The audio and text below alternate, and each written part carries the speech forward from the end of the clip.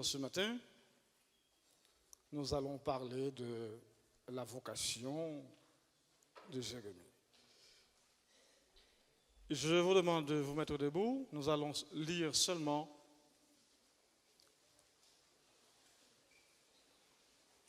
un verset. Jérémie chapitre 1er, verset 6.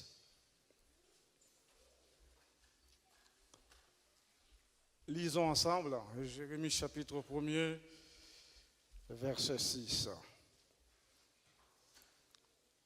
Je répondis, ah Seigneur éternel, voici, je ne sais point parler, car je suis un enfant.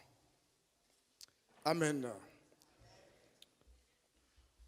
Asseyez-vous.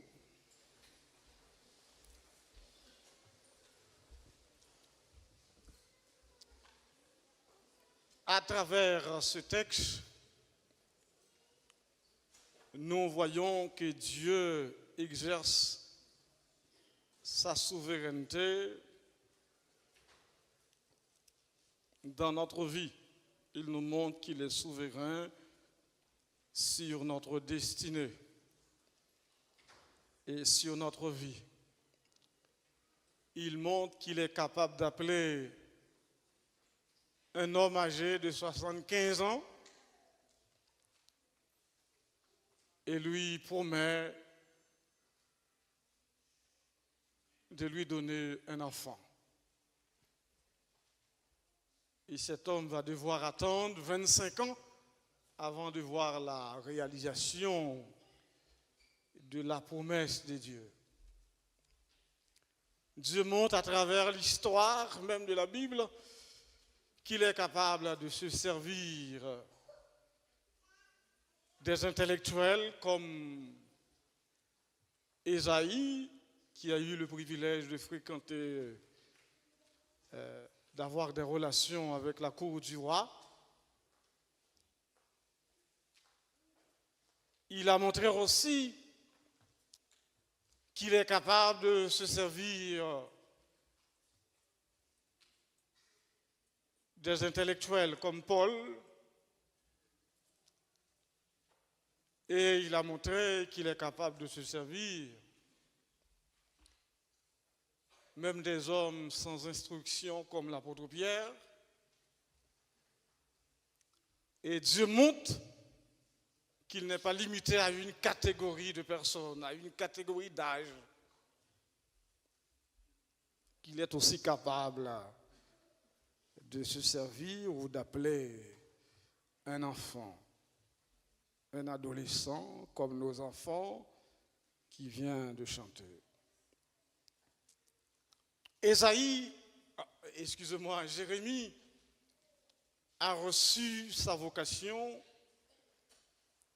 au moment où le peuple d'Israël a touché le fond de l'abîme du péché.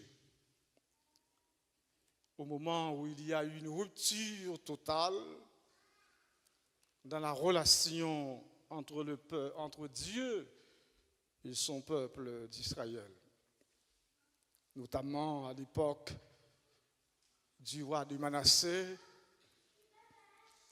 où le royaume de Juda touche vraiment le fond de l'abîme dans le domaine spirituel.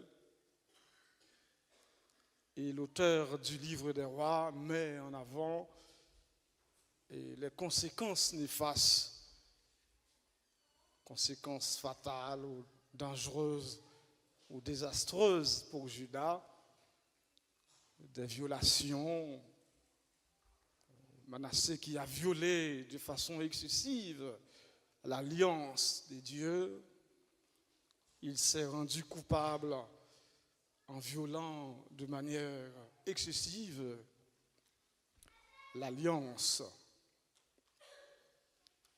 Ayant pratiqué différentes formes d'idolâtrie, Juda n'est plus reconnaissable comme le peuple de Dieu. Et Manassé, le roi Manassé atteint le point de non-retour dans la violation du dessein du Créateur. Et Manassé a atteint ce qu'on appelle le paroxysme de l'immoralité, c'est-à-dire le plus haut degré dans la désobéissance à Dieu, dans la violation de la loi de Dieu en pratiquant le culte de Moloch dans le temple de Dieu. C'est-à-dire en allant jusqu'à offrir un sacrifice humain, un enfant de la descendance de David, à des faux dieux dans les deux parvis du temple de Yahvé. Et à l'époque des 3 fils de Josias, parce que Jérémie va exercer son ministère sous le règne de Josias et sous le règne de ses 3 fils. Et à l'époque, disons, de Josias et de ses 3 fils, le peuple d'Israël est tombé dans l'agonie spirituelle. Le peuple est en train d'agoniser dans le péché. Et le peuple tombe dans le coma du péché, le coma spirituel, par des relations avec Dieu, parce que Manassé a commis l'irréparable, a touché le fond de l'abîme, il a touché un point de non-retour à Dieu. Et le peuple est caractérisé par l'idolâtrie, cherchant de l'aide de tous côtés, sauf auprès du Seigneur de l'Alliance. Le peuple aussi est caractérisé par la violence, c'est la force qui prime sur le droit. On élimine les hommes fidèles à Dieu. Et face à ce chaos, à cet échec d'Israël, le Seigneur a décidé de mettre fin à l'ancienne alliance. Il a décidé de mettre fin à l'ancienne alliance. Et pour exécuter ce projet, il a fait appel à un jeune homme, à Jérémie, un adolescent qui n'a même pas l'expérience de prendre la parole en public. Et c'est Jérémie qui est chargé de porter ce projet et d'annoncer quelque chose de nouvel, d'annoncer le fondement d'une nouvelle alliance, notamment en Jérémie chapitre 31.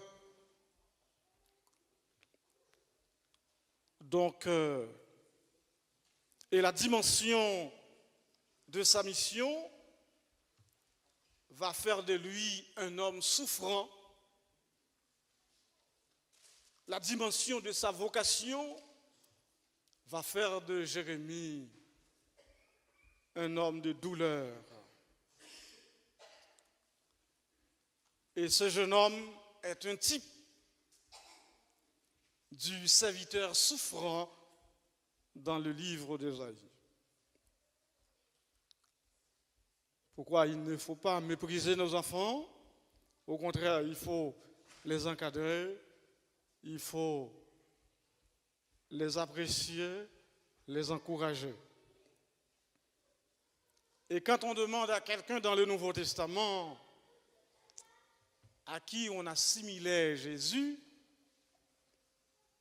et certains répondent à un prophète, et le seul prophète qui soit mentionné, dans lequel on croyait à peu près reconnaître en Jésus, c'est Jérémie lui-même, c'est le type même du prophète souffrant dans l'Ancien Testament. C'est le prophète de la fin du royaume de Juda. C'est le prophète qui va exercer son ministère, qui a eu un long ministère pendant 40 ans. Il va prophétiser, qui a exercé son ministère avant, pendant et après la fin du royaume de Juda. Donc c'est le prophète, je dirais, qui a été frappé de plein fouet d'une grande crise de 587. Il va être persécuté par son peuple. On dit que c'était l'homme des douleurs. Et c'est un personnage sensible, un homme très sensible. Et peut-être l'un des plus sensibles des prophètes ou parmi les prophètes de l'Ancien Testament. Et sa sensibilité ne fait qu'accentuer les souffrances, ne fait qu'augmenter les souffrances qu'il a connues en tant que prophète persécuté, prophète qui voit la destruction de son peuple et aussi la fin du royaume de Juda. Prophète aussi qui voit le massacre de son peuple et les horreurs qui ont eu lieu parce que Dieu va livrer le royaume de Juda au roi des Babyloniens. Les Israélites vont chercher secours, vont chercher appui auprès des Égyptiens et Jérémie va être chargé d'annoncer au peuple d'Israël de se soumettre au roi de Babylone. Dieu a livré son peuple au roi de Babylone. Et ce que le roi et les hauts fonctionnaires ne voulaient pas entendre, parce qu'ils cherchent un appui, un secours auprès des Égyptiens. Et Dieu a dit très clairement à Jérémie d'annoncer que ce peuple va être déporté, parce que ce peuple, à travers leurs dirigeants, a touché le fond de l'abîme du péché. A touché ce qu'on appelle un point de non-retour à Dieu. Ils se sont tellement livrés à des actes abominables. Arrivé un moment, ils se trouvent dans l'impossibilité de se tourner vers Dieu. Et c'est la raison pour laquelle, si quelqu'un d'entre nous, ou par accident, ou par malheur, tombe dans le péché, avant de toucher le fond de l'abîme, parce que si un homme arrive à offrir des sacrifices humains dans le temple de Dieu, c'est qu'il n'y a point de retour. Il touche le fond de l'abîme. Il pêche de manière excessive à l'égard de Dieu. Et à cause de tout cela, Dieu a livré son peuple au roi de Babylone. Et pour accomplir ce projet, il appelle Jérémie. Au chapitre 1er, la parole de l'Éternel me fut adressée en ces mots. Avant que je t'eusse formé dans le ventre de ta mère, vous voyez, même l'action de former, et Dieu monte ici, c'est lui. Avoir des enfants, ce n'est pas l'œuvre d'une femme ou d'un homme. Dieu vous appelle, vous qui êtes maman, vous qui êtes père, à participer. Il fait de vous des participants de son projet. Mais le vrai architecte des enfants, celui qui a façonné les enfants, c'est Dieu qui est l'auteur de l'être humain. Vous voyez ce qu'il dit? Avant que je t'eusse façonné dans le sein de ta mère, je te connaissais.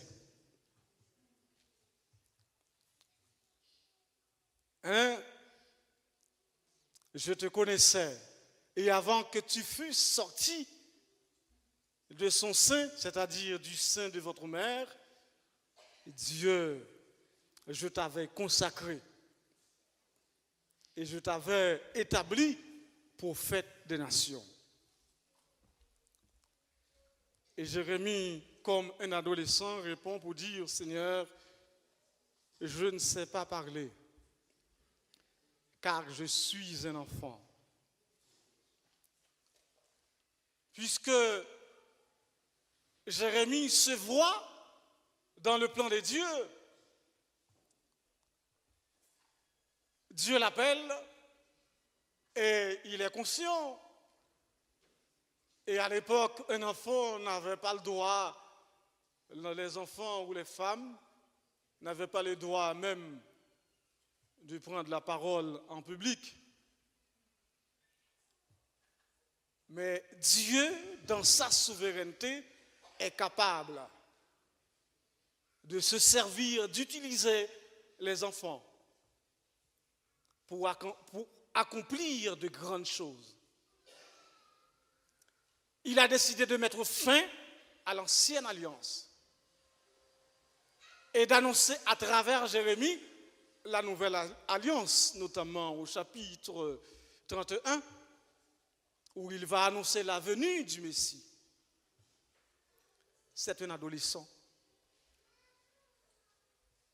Cela veut dire pour nous qui sommes des enfants et nous qui sommes des serviteurs de Dieu, vous qui êtes des mamans, qui êtes des papas, vous avez pour obligation d'instruire nos enfants, de leur inculquer les vraies valeurs, les valeurs de l'Évangile, et pour qu'ils puissent grandir dans la connaissance de Dieu.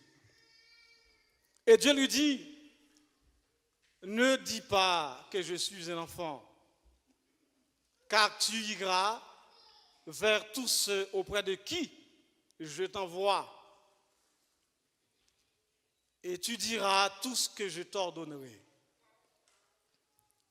Ne les crains point, et quand il dit ne les crains point, ça veut dire, ou cela laisse entendre que sa mission ne va pas être facile. Ne les crains point, tu diras tout ce que je t'ordonnerai à dire, car je suis avec toi pour te délivrer, dit l'Éternel. Puis l'Éternel étendit sa main et toucha ma bouche. Et l'Éternel me dit, voici, je mets mes paroles dans ta bouche.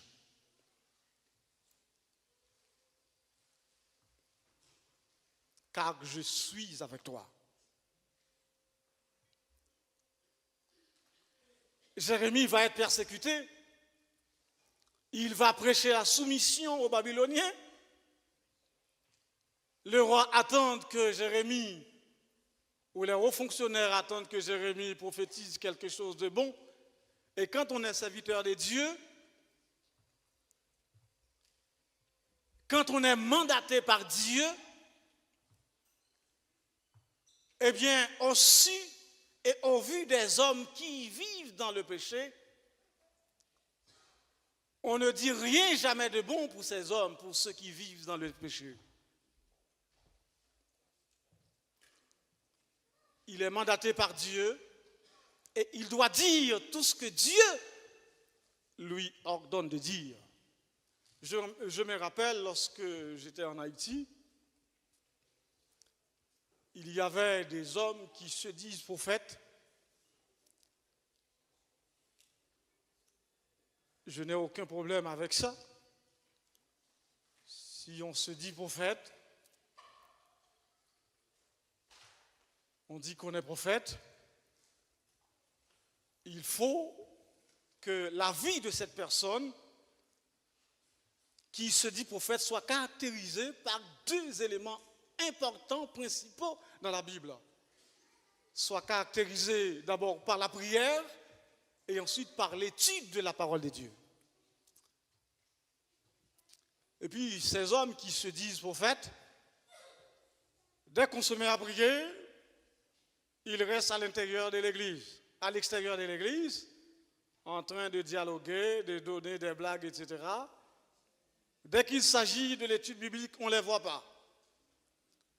Mais dès qu'on commence à chanter, il y a de la musique, les premiers à dire Alléluia qui se mettent à parler en langue, c'est eux, ce sont eux. Et finalement, j'ai un problème avec ça. Parce que si vous ne priez pas, si vous ne lisez pas votre Bible, si vous n'étudiez pas la parole de Dieu, hein, votre ministère ne peut pas être efficace. N'est-ce pas vrai? Donc c'est dans la prière, c'est dans la lecture de la parole de Dieu qu'on doit être efficace. Et finalement, j'ai dénoncé ce genre d'attitude. Vous savez, ce sont des hommes, ces prophètes, ils sont populaires. Et les gens se sont révoltés contre moi. Alors, puisque le Seigneur dit à Jérémie, ne les crains pas. Et puis, à un moment donné, j'ai décidé, de leur laisser tranquille pour ne pas déranger. Et puis, j'ai parlé avec l'un de mes amis. Je leur dis, voilà, les gens se révoltent contre moi. Donc, pour avoir dénoncé l'attitude de ces faux prophètes, des gens qui se disent prophètes, et puis finalement, j'ai décidé de leur laisser tranquille. Un jour dans la soirée, en plein sommeil, je me voyais dans une voiture sur une montagne. Quelqu'un m'a mis dans une voiture sur une montagne. Et il n'y avait personne avec moi dans la voiture. Je suis en train de conduire sur la montagne. Vous savez, la montagne, ce n'est pas facile. La voiture, c'est comme ça. Mais il y avait quelqu'un à l'extérieur de la voiture. À chaque fois, j'ai eu peur. Et puis, je regardais à côté de moi. Et puis, la personne m'a dit, ne t'ai-je pas dit que je suis avec toi?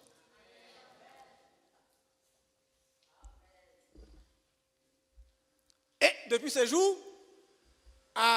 même sous craser, même sous briser, quel que soit son fait, pas de monde qui a fait peur. Et le Seigneur m'a donné la force. Et il dit à Jérémie, ne les crains pas. La personne m'a mis dans une voiture, j'étais en train de conduire sur la montagne, pas sur la surface plane.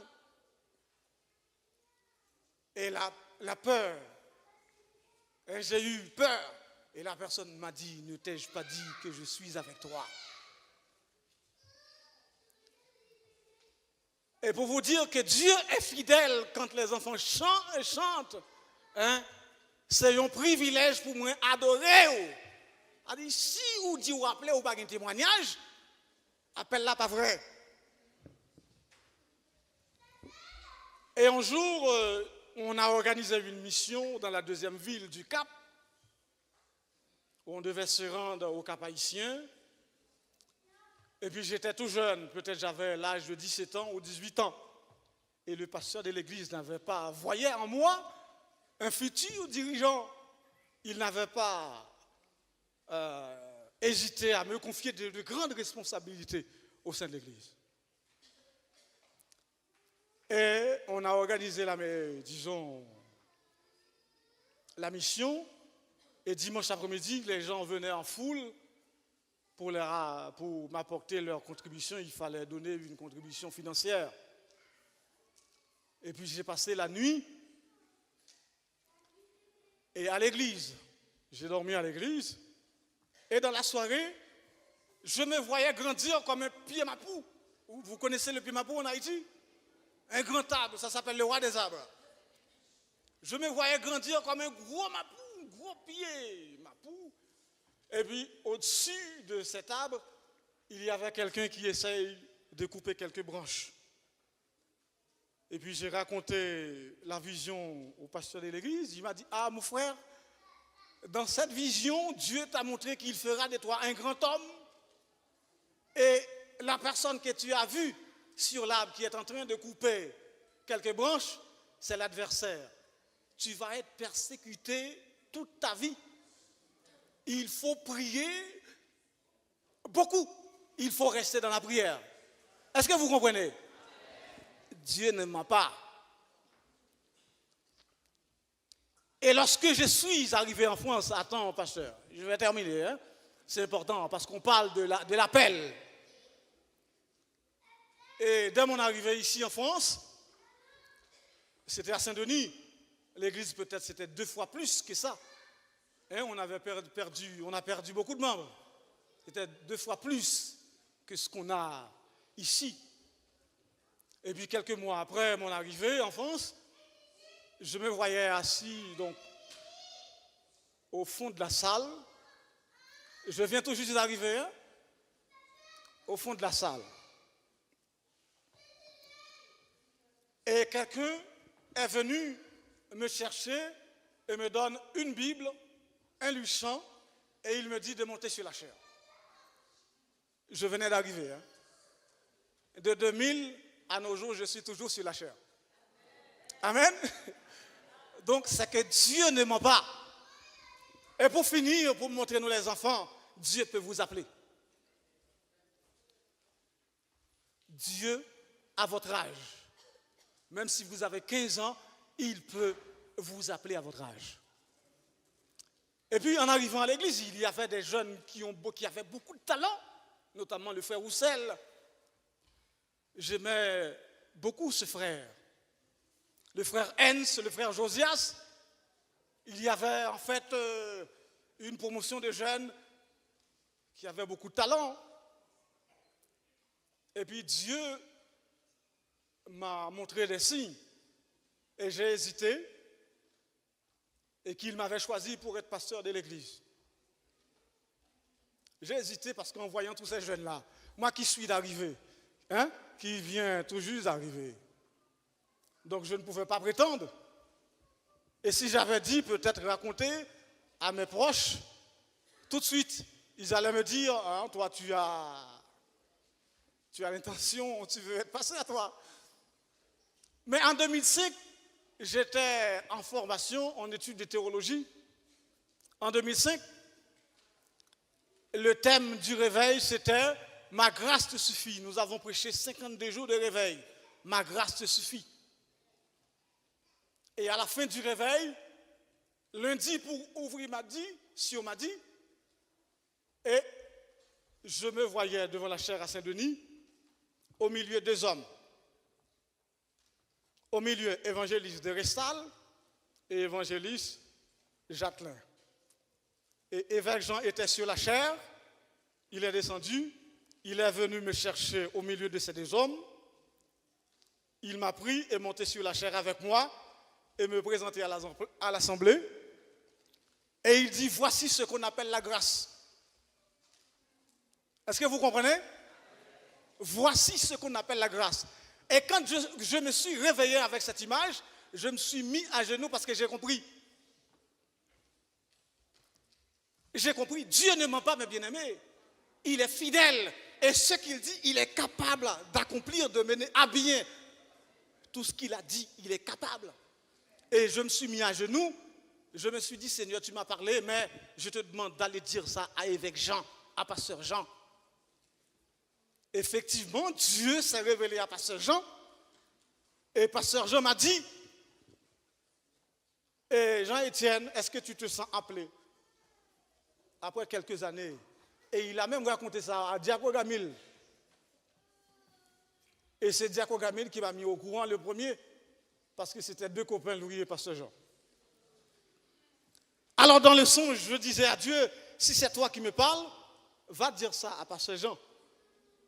Et Dieu lui a révélé qu'il m'a choisi pour être pasteur de l'église. Et ce n'est pas moi qui ai fait ce choix. Ce n'est pas moi qui ai fait ce choix. Je ne pouvais pas prétendre à être pasteur. Je voulais étudier la politique, mais Dieu m'a dévié. Il a dévié mon parcours pour que je sois là ce matin. Si Dieu m'a appelé, il a confirmé mon appel, il a accompli sa volonté envers moi. Il peut le faire aussi pour nos jeunes qui viennent chanter. Que le Seigneur vous bénisse.